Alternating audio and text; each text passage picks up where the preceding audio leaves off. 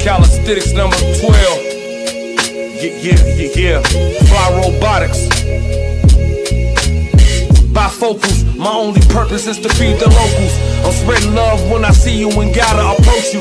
I see the goodness in you, I wouldn't John Wick you. I know you hustling for your family just to pay the fiscal. I see the God up in you, He bless your physical. While we navigating problems, the world is abysmal. Skip the one up, let's get it to the center. Your house is big as mine, we can always help each other. Affirmation smother, it ain't even cost me a dime to uplift my brother. What's up, everybody? Welcome back. Vulnerability is the new sexy.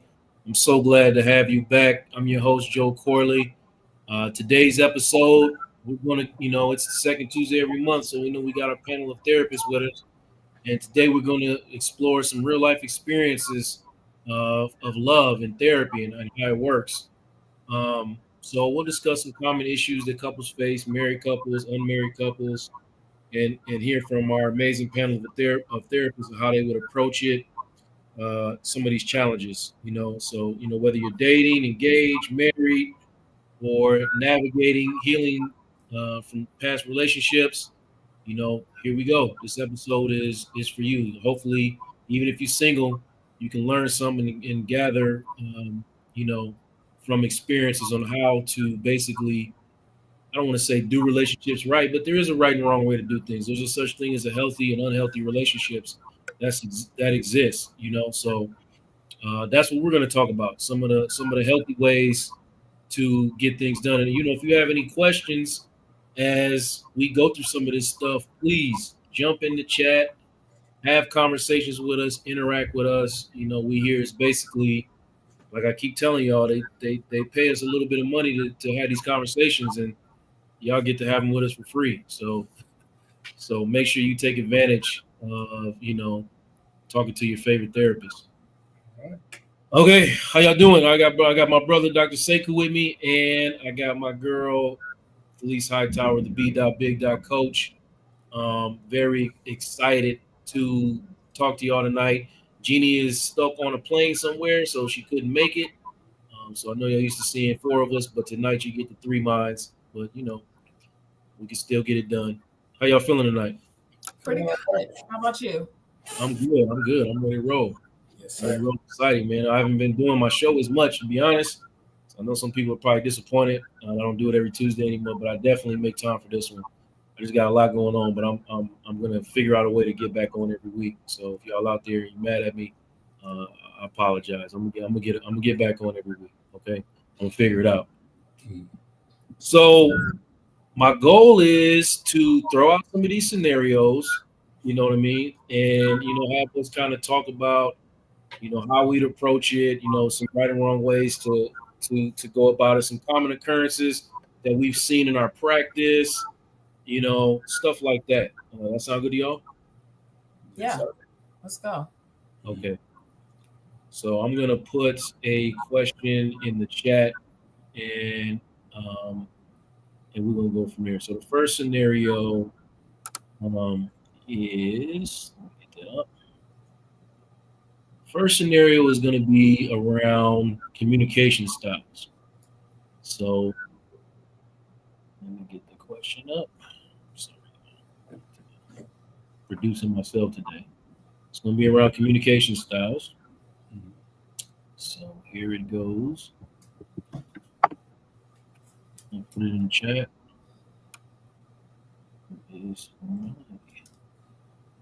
So, dating couple has been together for 8 months. She feels like he shuts down when she brings up big issues. He says she nags too much and he just wants peace. They love each other, but they argue weekly. Say something if you have say something out there in the chat if you have this experience as we talk about it. Please add to it if you want to add to it. But that's the scenario we're gonna start with. And my first question is gonna go to you, Felice. How do you approach communication breakdowns in dating couples? Do you see dating couples or you see married couples?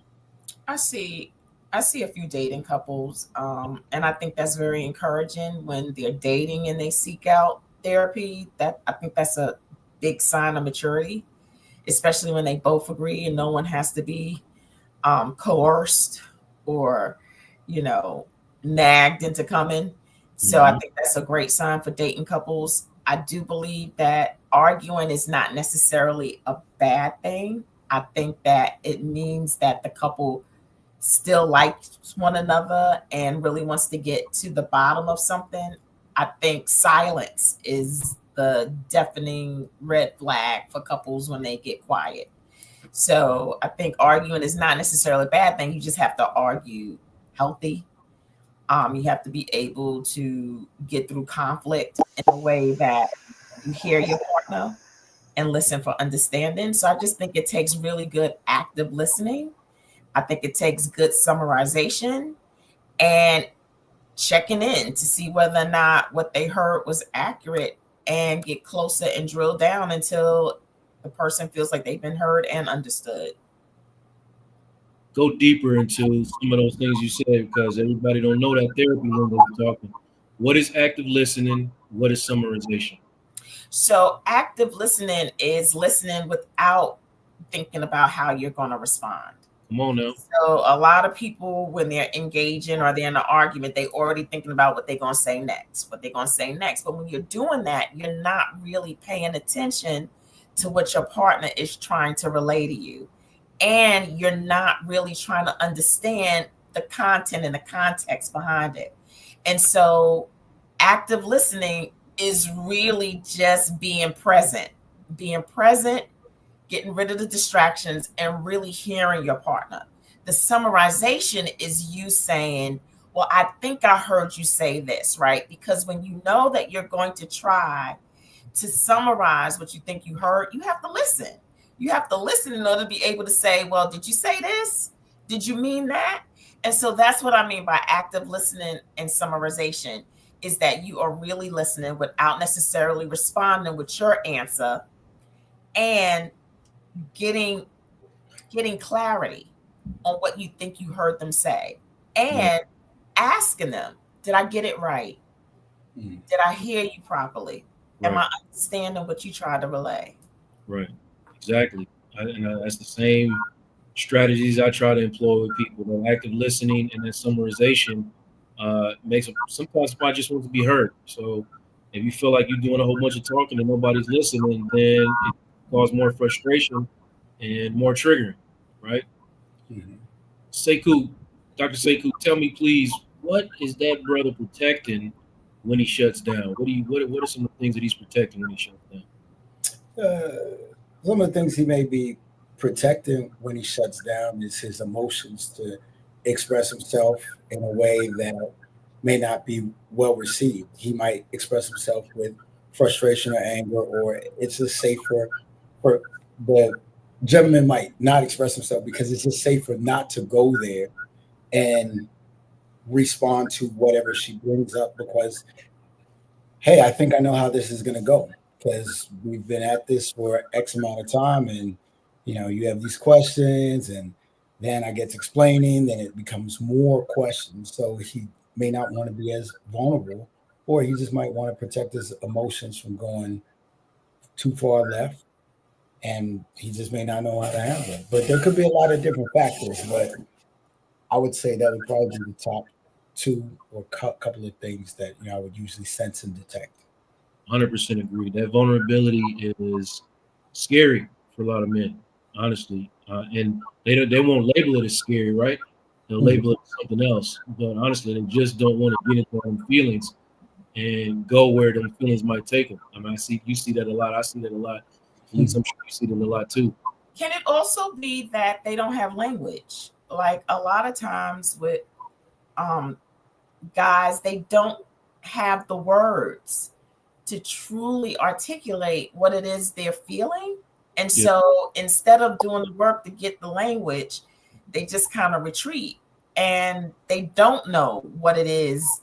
They know that they're angry. They know that they're frustrated, but they've been down that road over and over again. And a lot of times the anger is just the expression, which they're also trying to avoid, but there's something beneath it, but they don't have the language. And so one of the things that I try and tell my clients to do is to Google emotional charts. that are exhaustive, that just don't have like 10 emotions, and start practicing sharing emotions so that they build a language in which they can articulate and not have to shut down, where they can kind of open up because they now have words. And those words really are aligned with what they're truly feeling. And so that way they can stop being misunderstood and really voice their truths with more articulate words. Yeah, no, you're right. Sometimes it is just about having limited amount of feeling words to describe what they're going to. So they get tired of saying, "Oh, I'm just mad," or "I'm just annoyed," or "I just don't feel like it." When it's really, I'm sad, I'm feeling overlooked. All the words, because there's a ton of words that describe feelings, and you more than likely can find one that that expands what you're trying to explain, right? So sometimes it's just about not having the language to have those conversations 100%. But at least while you're rolling, what do you think that woman is in this scenario trying what she's really needing when she brings up the same issue repeatedly? And it may look like nagging, but like what do you think she's needing or trying to get to? And so, ladies, one of the things too is that we have to find language too, because a lot of the things that we accuse our partners of, we don't have either. Women are saying the same words over and over again and feeling misunderstood and not heard as well. And they believe that nagging or whining is the way, and it's not. And I mean, that's even biblical. Like, you look in Proverbs, and God's got so many different ways of how to annoy a man with your nagging. It don't make no sense. So like, nagging doesn't help, but it's also still a good sign, because as long as that woman is attempting to nag, she's still in the game. And so it's when she stops nagging, that's a bad day. That's a red flag. But also, I believe that women don't have the proper language.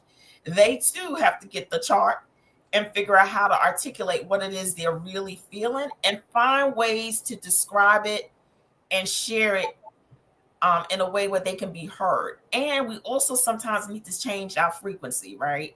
Like, we come at the man the same way. So what happens, he hears the wah, wah, wah, like, so it's not even that he's not hearing you. He can't pick up on your frequency anymore. And so you've got to change the tone. You've got to change the volume. You've got to change the atmosphere in which you need to be able to be heard. And you also have to create an environment that feels welcoming and safe for your partner to be able to hear you. And so when you create that atmosphere for your partner where he feels safe and he doesn't have to go on a defense, he's more apt to hear you.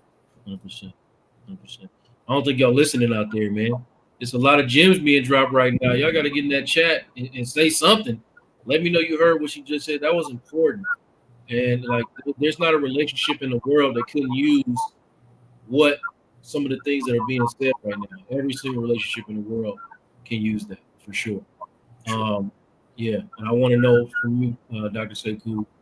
A lot of times I have conversations with couples about, their lived perspectives, because sometimes their lived perspectives and understanding their lived perspectives can help them understand each triggers a little better, right? So how might their communication styles reflect what they saw growing up? Like how men and women handle conflict, what they observe, how does that spill into their modern or current day relationships? Yeah. People tend to live what they see, and they just pick up on that pattern. If they saw their mom and dad communicating a certain way, whether it's mom is yelling, dad acquiesces to the response, then hey, that's the way I need to communicate with my man to get him to do something. So, it depends what has been modeled for you as you've been growing up and what you see and what you're around. And that's why it's important to have a healthy balance of men and women that know how to communicate effectively, whether it's elders, because that's where you're going to learn certain things from. And then also it's important to be aware of your communication style.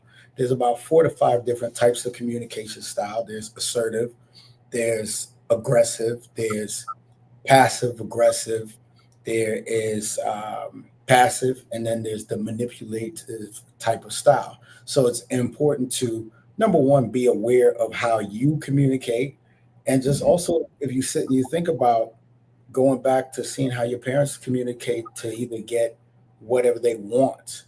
What was it? Something that they were striving over power and control of the situation? Or is it just, hey, I'm fed up? So that's why you keep hearing my mouth, because I keep asking for something, but you're not giving me something. So there's a lot of different dynamics that come out to play. But I think it's always important. You got to start from the root and just see how your folks was communicating, and then just really start being more aware of what is my communication style. Because there's some people that are passive, they'll push stuff down, then it builds and breeds resentment. So, you just got to be aware of these things. It's key. 100%, man. I agree. And I want to dive into with both of y'all and explore a little bit before we move on to the next scenario about the cultural aspects of this, context of this conversation, because a lot plays into the way we grew up, and wanting to project a strong Black woman or stoic Black man. And it does influence how we engage or even disengage in conflict sometimes. So I know y'all see that, because I don't even, we didn't even talk about it, but I know y'all see that. Police, can you speak to that a little bit, how that cultural context plays a role in relationships when you're trying to heal things? Oh, hold on. I'm sorry. I tell people that, I'm from New York and I come with volume. So like, I'm very proud and loud, right? And so I learned that because in order to get your point across, you had to be the loudest one in the group. So, because everybody has volume, right? And it's not, when I grew up, it wasn't a bad thing. It wasn't just, it's just what it is. And so when I got into relationships, a lot of men, especially the men that I met that were from the South, they don't like volume, and they misinterpret volume as being aggressive and combative. And to this day, still, I have to learn how to lower my volume, it's taught, right? So like when I don't think I'm being heard, the volume rises, right? But volume isn't communicative. It's just noise. And so that was modeled for me. And I hear that in a lot of ethnicities, especially ethnicities of color. It's not just us. You have other ethnicities too who are very loud and aggressive, and it feels combative. And then if you have a spouse who's doesn't like conflict, will avoid it, they can shut down or retreat or feel intimidated to enter a space with you based upon how you grew up culturally. And so, and this is what I say too, just because we grew up culturally doesn't mean that we still don't have the job to learn how to do it better. Mm-hmm. I'm not judging it. It's just that there's a better way to do things. And so, especially if you don't want to be on an island by yourself and you want to be amongst people and have a partner, then you've got to learn how to meet people halfway. And so that's just how I grew up. And some of the things that I'm still learning, because don't let me go back to Brooklyn and get around the volume go right back up. You just, right. And I got to retrain myself all over again, right? So, it just, or don't let me get around people who are from up north and then the shouting match comes on. So it's just, it's constant training, it's rigor, and it's commitment to showing up and being your best at all times, especially for the people you claim you want to love. And so if you claim you want to love them, then you got to meet them halfway, and you got to learn how to, you have to learn how to compromise and do things differently so that you can be heard, and so that your partner doesn't retreat or doesn't want to talk with you or doesn't want to understand you. Right. 100%. Dr. Sekou, you want to add anything to that? Yeah, it's our culture has a lot to do with the way that we learn to communicate, how we enter into relationships, et cetera, et cetera. And I think before people get into relationships, people don't have enough deep conversations about how did you grow up, how did you like to be communicated with, certain cultural values. There's layers to people because you can look at somebody and never really realize their cultural context or their background. Just because they speak English, they may come from another country, or just because they're black, there's all kind of different type of black people, Hispanic people, et cetera, et cetera. So I just think it's just important that more conversations are had around how you communicate and what did you see and what did you learn. Because the more that you discuss that, it gives you insight because then you know how to communicate with a person.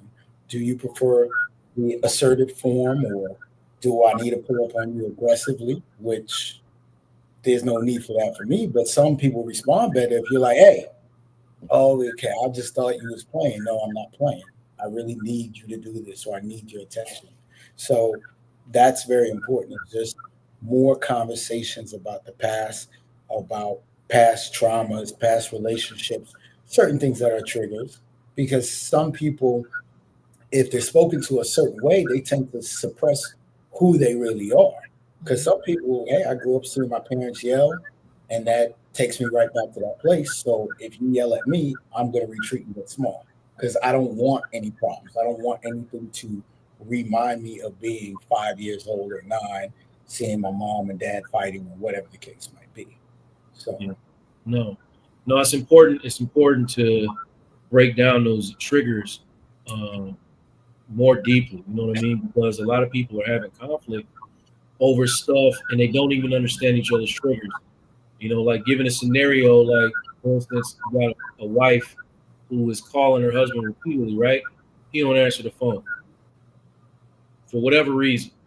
She gets anxious, she gets irritated because she has abandonment issues that stem back from her childhood. So by the time he does call back after we've been working or doing something, having a valid reason for not answering the phone, she just starts going crazy and attacking him. Now, him not understanding her triggers to say, "Hey, I understand," blah, blah, blah. He feels attacked, and then he starts going crazy back because he is triggered by being yelled at. Like Dr. Sekou said. So now both people is triggered, both emotional triggers have been danced on, and neither one of them understand that, hey, I don't like, what I'm saying, when you don't communicate with me, and I don't like when you yell at me, and now we in conflict over something that, with more understanding, we would have probably never had an argument about in the first place. Mm-hmm. sure. That's how, emotional triggers kind of take away from relationships, and you're doing that repeatedly, and creating this emotional distance. You're not going back together to have the conversations that you would possibly probably have in therapy to, reconnect and understand each other's triggers and know, look, I have to handle this. When I see my woman getting anxious and going crazy like that, I'm knowing that I have to make her feel safe in a way. Or when I'm seeing my man irritated and shutting down, I have to know that he doesn't really like it when I attack him like that or feel attacked. He doesn't like to be criticized, and so he shuts down and he avoids conversation and becomes defensive. And I got to pull back on some of this attack, and this doesn't work for our relationship. You know what I mean? So I hope, again, a lot of gems being dropped, man. Please talk to me, man. I know y'all out there. I see the numbers. I know y'all out there. Tell me something. Is this ringing home for y'all? Is this some of the content that I know some of y'all asked me for? I want to know how to manage these relationships. Well, here we talking about it. I'm gonna go on to the next scenario, another dating scenario. Where is it? Let me see. So we got a black couple, been dating for 2 years. She wants marriage and kids soon. He says he loves her, but doesn't want to get married until he's financially stable, which could take years. She ready now? he's not ready, he doesn't feel ready or feel prepared. Again, not an uncommon scenario. I've seen this one personally a couple times. You know, I see the way you're not your influence. You've seen it a couple times as well. So, Felice, how do you help couples navigate those differing timelines for commitment? Where do you even start with that? You sure you want to know? You challenge me, I challenge you. Let's talk about it. What's up? So one of the things, I share with my ladies is our timelines are very different from men, right? Men have a very, for the most part, and I'm not an expert on men's, anatomy, but they have a longer shelf life than we do. And so a lot of our women worry about, their fertility and their ability for having children, their energy and capacity for carrying a child. And so for some women, a lot of their biological clock governs their need and sometimes their rush to start and have a committed relationship, and that leads to marriage possibly. And so sometimes I tell my ladies that if you want to remove that, go ahead and go to a fertility doctor and look into freezing your eggs so that you can remove that angst about you having children. Go ahead and freeze them. Look into your options about what that looks like so that you're free to be able to give your man that opportunity to rise up to whatever that financial thing is. Or if that is not possible, I tell my ladies, look, find another bus to get on. For whatever reason, and I know what it's like, especially, for our Black ladies, they're like, I found this guy, he's great. And they hang on for dear life, but sometimes the timing is not right. And so if you can't give that man that time to do what he needs to do to feel like he can be the provider for you, then you need to get off that bus and get on a new one. And you have to be real with yourself about that. And you have to believe that if the universe was able to send you somebody that is close, that is your signal that you are on the right track with your wholeness to attract somebody that now has the ability to be where they need to be for you. Because it's got to be equal. And, a lot of men, I get it. And they want these women to wait, but it's apples to oranges. It's not equal playing ground for us. And so I don't mean any harm, but you'll find a woman that will dust a 90-year-old man off, you know what I mean? Dust him off and be good.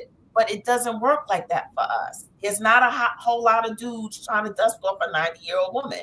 And so it's not equal. So because it's not equal, I tell my girls they have to make a decision about, and the reality and the capacity about how they can really wait for that man to get his finances in order. Yeah. I mean, it's a scenario, right? It's a scenario we call for. We know that this particular person is wanting kids, and soon, sometimes it is valid biologically an issue, right? And sometimes it's really not about the biological situation, it's about something else. So I always say, we have to explore what your reasons are for wanting to get married and what's underlying those, those desires. What is driving your timeline? So hearing that out loud, can help, together, you know what I mean? You don't just, oh yeah, I'm not hearing what I want, so I'm out of here. Understanding each other's timelines can maybe help, the understanding that comes with being on different wavelengths at the time, right? Sekou, what do you think, bro? How do you approach situations like that? Yeah, no one based on that scenario.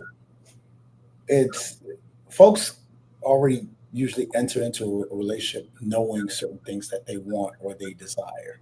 Right. So that needs to be upfront. Hey, I want to be married by the time, because some people like to have dates. I want to be married in 5 years, or I just don't want to be a girlfriend forever, or whatever the case is.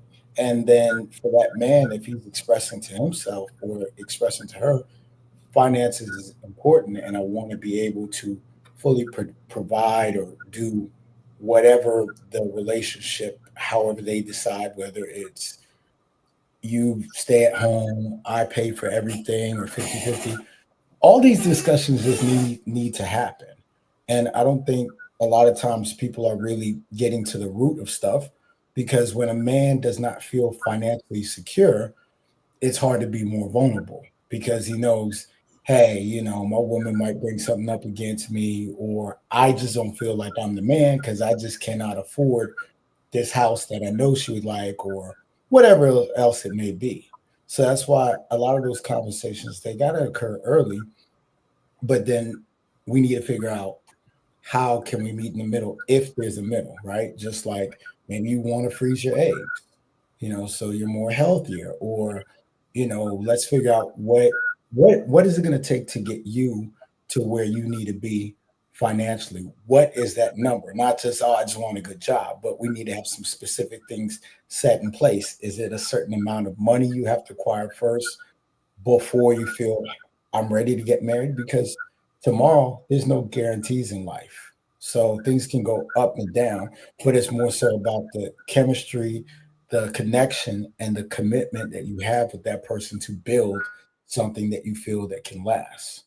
So those are some of the deeper things that I like to focus on, is just the reason why, how can you all meet in the middle, and what is it going to take for you to feel secure, and why is there, is this the reason why you want to have a baby is because your age or whatever else it is, or is it because your friends are getting married? I don't know, but I think it's important to uncover some of these things and figure out how we can get two people on one accord to work towards their plan at the end of the day.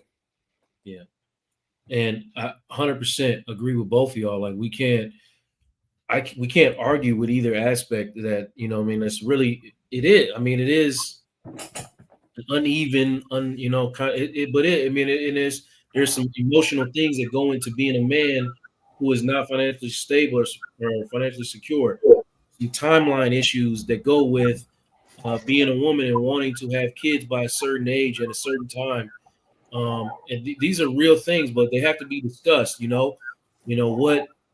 What does getting married and starting a family soon actually mean to you, and what does it say about your worth as a woman?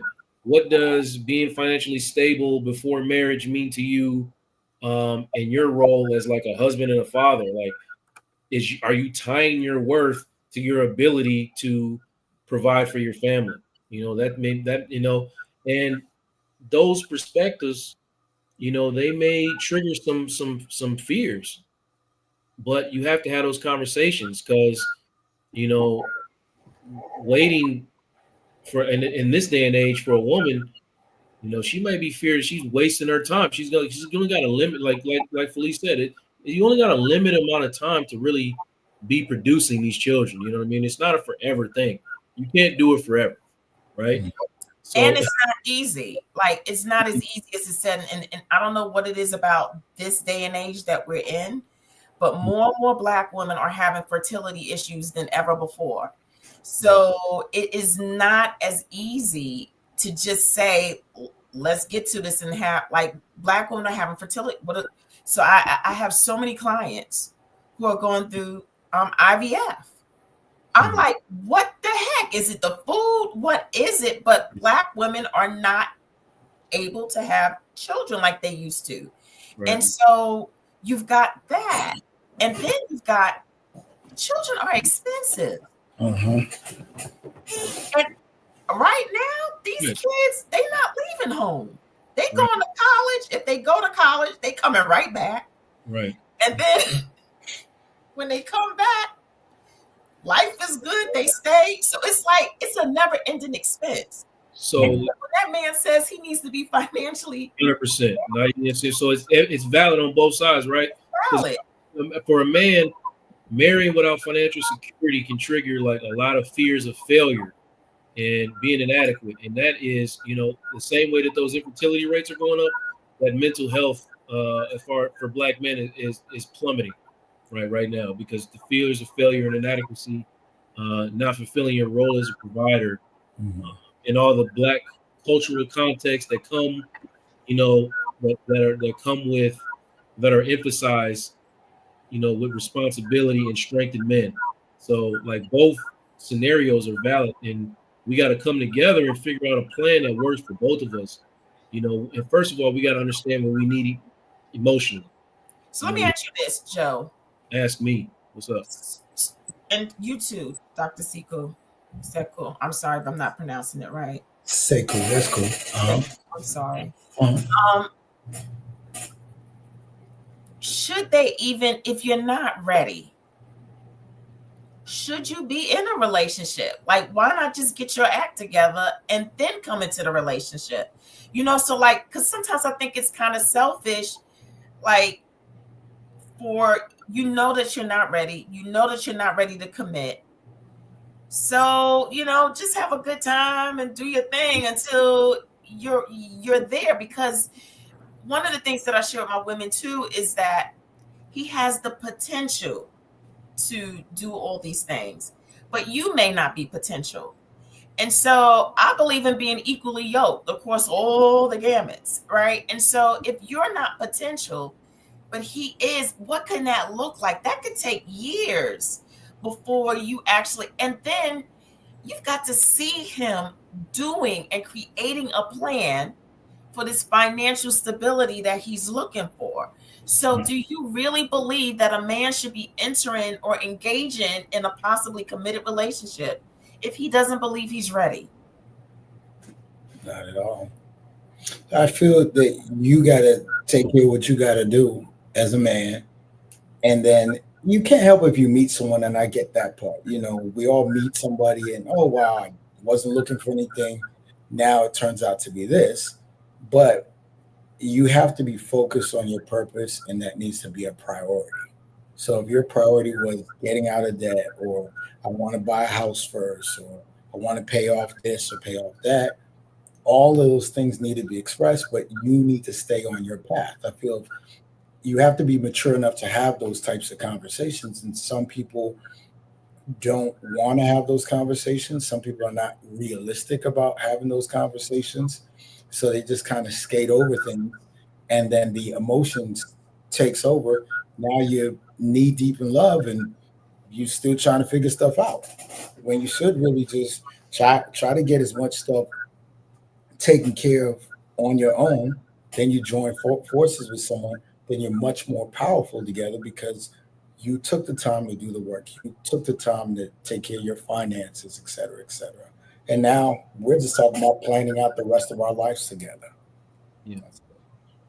I feel like this perspectives change with lived experience, right?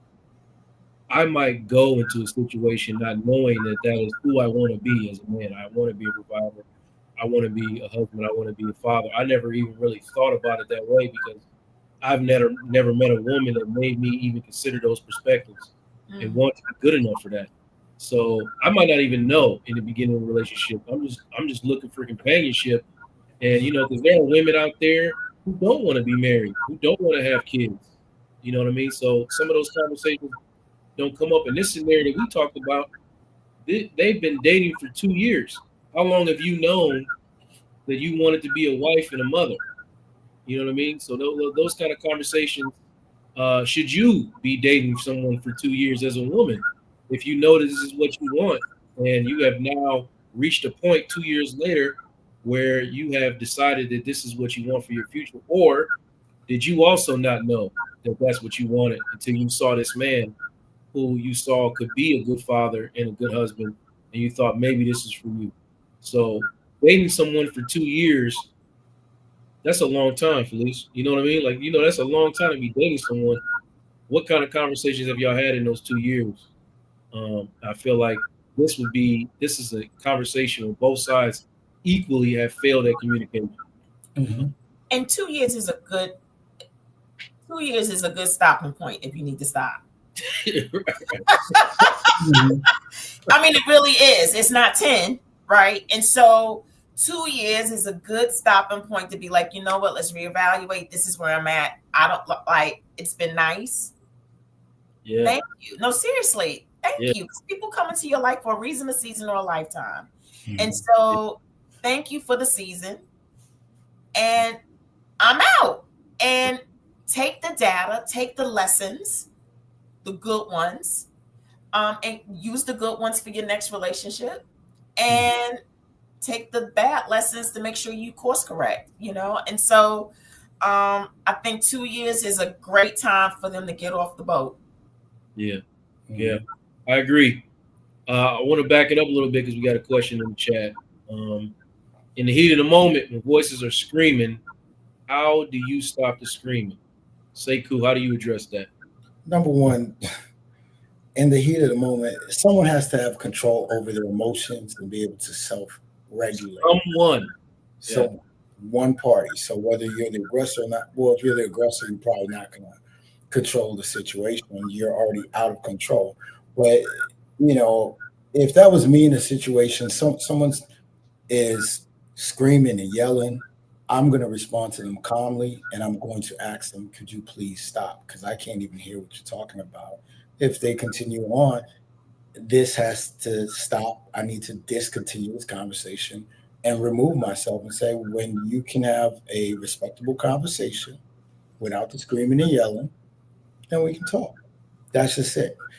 Disengage and don't engage and continue throwing that fuel on the fire, because then now you got two people just arguing.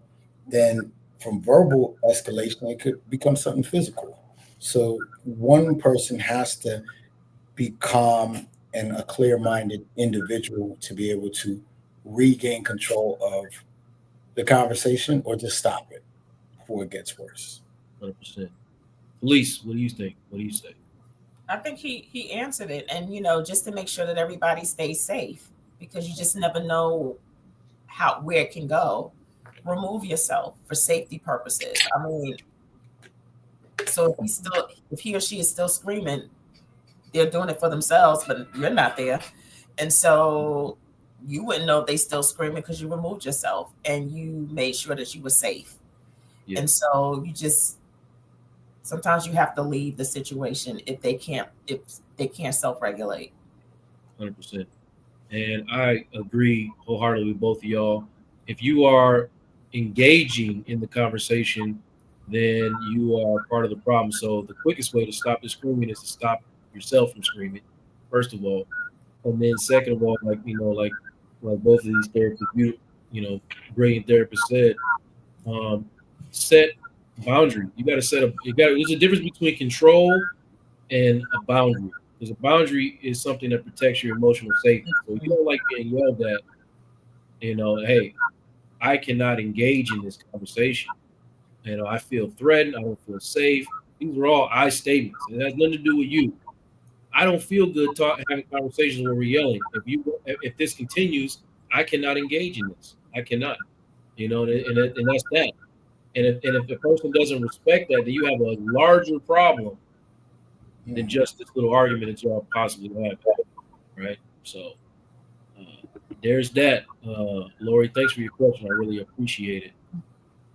I'm gonna get one of these married scenarios in because we run out of time. I'm gonna get one of these married scenarios in. Give me 1 second to pull one up.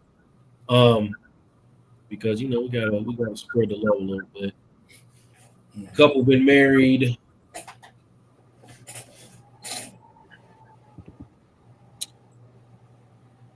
Let me. Black couple been married 10 years. Has been together 10 years. I hope that means they've been married 10 years. I don't know what that means. Wife discovers a husband has been texting another woman daily about work stress and personal feelings. He say it's just a friend. But she overreacts. She overreacts and she feels betrayed. This is a conversation about emotional affairs, right? Because sometimes them affairs ain't always physical. So, Felice, give me some definitions of emotional infidelity. How does that look like? What does that look like? So it's when lines are crossed, right? And right now, people are so much more open and free in their relationship. So once again, communication is key.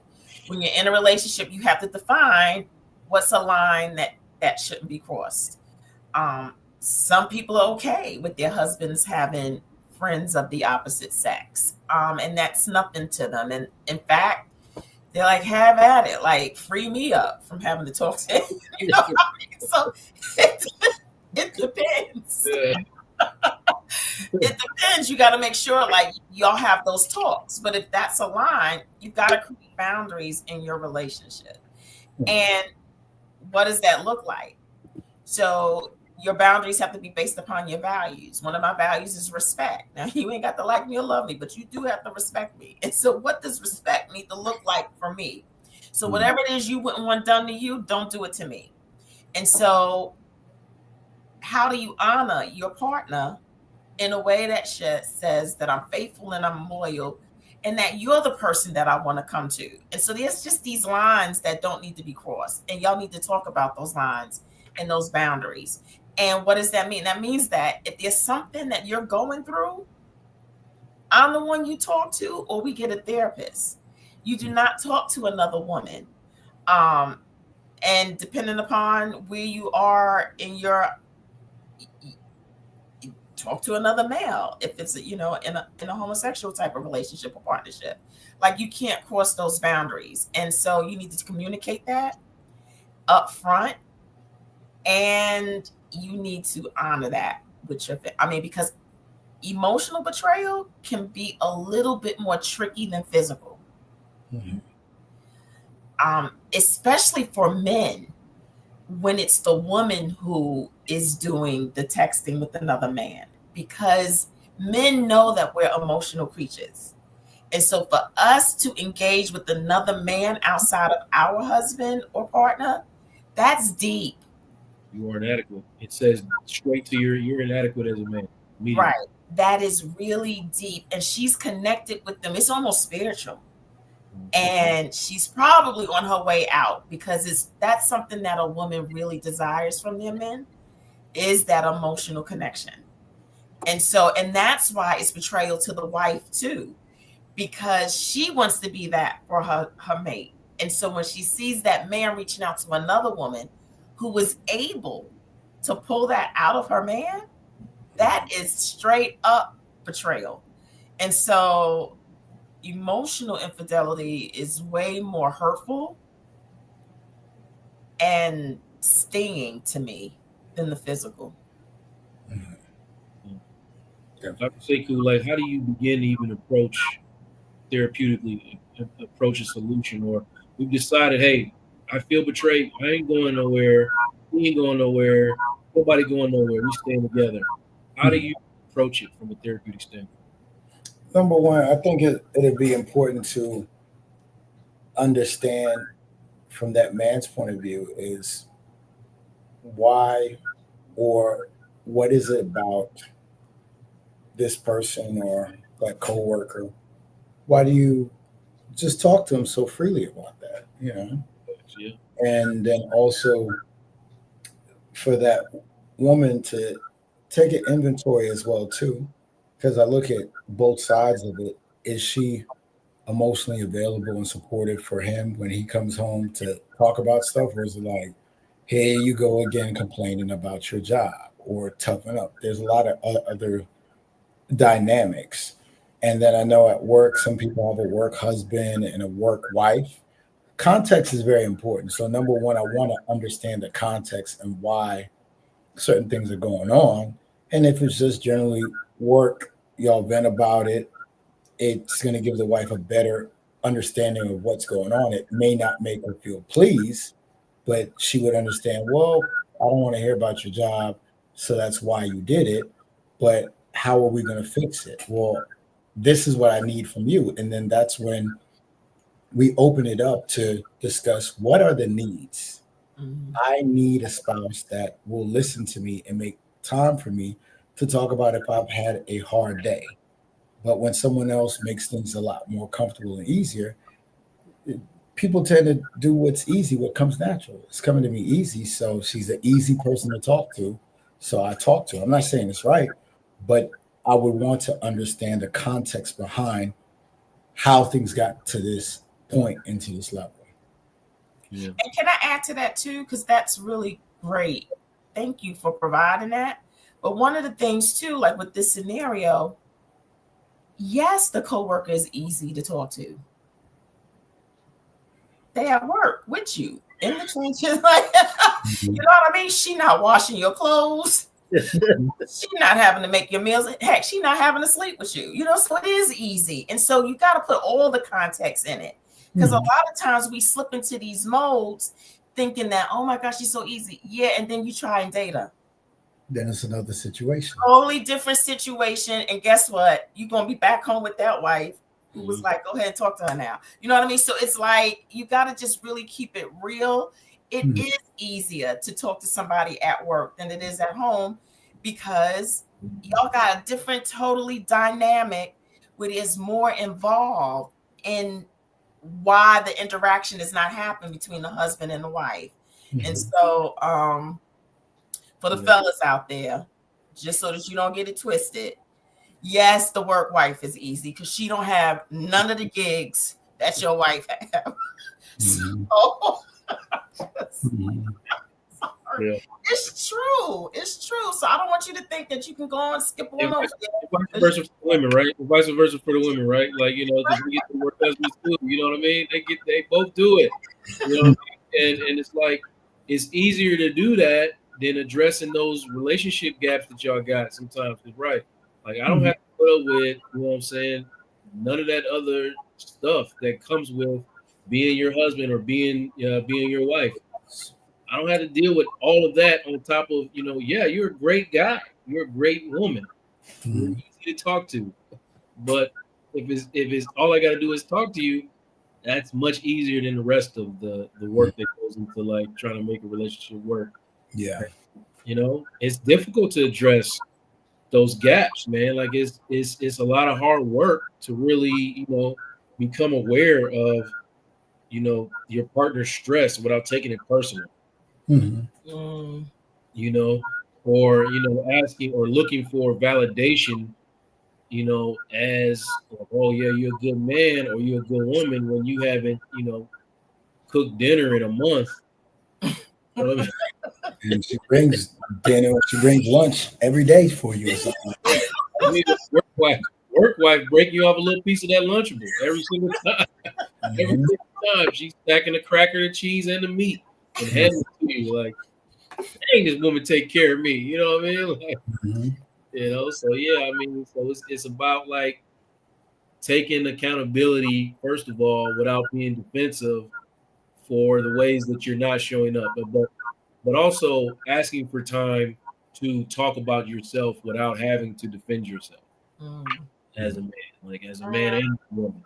You gotta, I need a moment to talk without feeling like I have to defend myself, without hearing the finger pointing back at me. Give me those moments. And then in turn, I should be willing to give you the moments to say the same stuff. Like, hey, I need you to show up more in this area of our marriage as well. Right? We can come together, and then, you know, there's no need for the work husband or the work wife. You know. So yeah, I mean that's kind of where we go. We're gonna wind it down. Like, what are y'all? I feel like we need to have these kind of relationship conversations on a regular basis, man. Because we touch a lot of things right now, and there's a bunch of other scenarios that we can get to, and we'll do that. We'll do that next month for y'all. Those were good, Joe. Those were good scenarios. Appreciate it, because I came up with those from real life experiences, and like I want y'all to do the same. You know what I mean? Like, they come with these real life experiences that come about in y'all daily routines as therapists, because people be afraid to go in them therapy rooms because they don't want to find out what's wrong with them. They want to go in there and do all the finger pointing, right? But they don't want to go in there and find out what am I doing wrong. That's why they don't go. And they become all the other. That's why they don't go. You know, as couples, I don't want to go in here and find out, you know, that I ain't doing this right, that I'm not a good woman or I'm not a good man. I don't want to find that out. Yeah. You know? So until they get in the therapy room, we gonna keep with them with this free therapy that y'all taking advantage of, and y'all going to try to conduct y'all little conversations based off what we done told y'all tonight, and it ain't gonna work because you're just gonna start arguing. But hopefully it goes a little further this time than it would have had you not listened to us. But ultimately, get in with a professional, man. Get in with a professional and help because a little bit of communication clear up can go a long, it can add years to y'all's situations. You know what I mean? It can add forever to y'all situation, honestly. Yeah, some of y'all leaving and separating from good people because you don't know how to talk. Yep. You know? Or you And just then you not find doing out it. 20 years later, like, had I just, you know, and it's so much you pay dearly on the back end when you just put the work up on the front end. You do the work on the front end, you're gonna be good on the back end. It's just so much more expensive Yep. on the back end when you don't do the work. And it's just a little bit of language. And just get out of your head. Whatever's in your head, speak it. You know, let somebody know what you're thinking, what you're feeling, and educate where you are so that person doesn't have to assume. It's in that assumption realm that people create these fantasies that are inaccurate, way off course, and just a beeline towards divorce when all you had to do was say what you was thinking and stop the assumption and the fantasies. And you can save marriages. That's self-sabotage. Self-sabotage too. Yes. And it's okay. It's okay if you find out about the work you need to do. It is not a signal that you're not a bad person. And that's why therapy is so important, because the judgment ends in that set. Like, we're not there to judge you. How can I judge you, right? Only way I'm gonna judge you is you don't pay me. But after that, it's no judgment. And so you can be your total, honest, transparent self and get the healing that you need to be the person. Because when you fix you, everything else falls into place. Yeah. So this is about you being your best version of you for you first. And then when you do you and get you healed first for you, of course, you're going to show up as a better person and a partner. 100%. 100%. And yeah, you in the text messages, work wife talking about she gonna hang from the chandelier. Meanwhile, you thinking your wife gonna hang from the chandelier, but if you ask her, she'll hang upside down on that damn chandelier. You know what I mean? Like, cause she want to get free too. You think you ain't even asked her. You know what I mean? You ain't even asked her what she willing to do. She coming in dressed like Wonder Woman. If she trying to do some stuff, she wants you to do some things that you ain't really thought about doing. You know what I mean? Like, we've seen that, right? We've seen that lack of communication. Like, oh, I didn't know you was willing. Like, y'all been married 15 years and they never talked about these things. 15 plus years, and do not talk about certain things because you didn't have the courage to be like, or the shame to be like, oh, am I a weirdo for wanting to do some stuff? You know what I mean? Like those little sexual conversations that lead you into somebody else's bed. You know, if your wife is willing to do that. Sometimes, not all the time. And sometimes with your wife, you need to be told, like, folks in trouble, Joe. Yeah, I'm gonna get somebody in trouble, but sometimes the wife need to be told, hey, look, you gotta get up, untouch them pearls, put down that Bible, and shake something, okay? You can't always be about what you wanted to be about, But look, Dr. Sekou, man, you got any closing thoughts for us, man? For we about to close it. Communication. I can't stress that more than enough. It's important to take time to really get to know your partner. First, before getting to know your partner, get to know yourself. What is your expectations? What are some things that you want? And be able to clearly communicate that to your partner so you all could get the most out of the relationship. And don't ever expect someone to be a mind reader for you. You have to be that person that's going to be able to express yourself and set your expectations for that relationship to be able to get the most out of it. So you got to put in something to get out something. That's it. Police, please. I think I said it, previously. I didn't know that was going to be my ending, but I think I'll leave it with that. But A lot right there. I do believe that there's a reason you chose this person, right? And so go back to the original reason as to what caught your eye, what caught your attention, and then try and regain that. Like go back, do some things, and hopefully we'll talk about what some of those things are that can get you to revive your relationship and help you to remember why you chose that individual. Felice pretty much said commitment. Dr. Sekou said communication for the most part, and that's really all it is. You know what I mean? It's commitment and communication. It's those things come with. I'm add one more C to it. Courage. You gotta have the courage to communicate and commit, because a lot of y'all are leaving these relationships because you are afraid and don't know how to talk about what you need and communicate honestly. That takes courage. Confronting your wounds and holding empathy for your partner's journey, that takes courage, and to choose each other, like Felice said, to choose each other even when it's hard, that takes courage, especially for Black couples, because healing together means you have to unlearn tons of generational patterns that have been pushed upon us that don't actually make sense.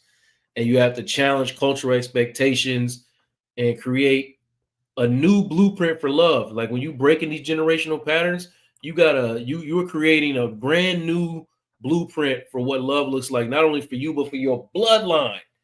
For your bloodline, what does it look like?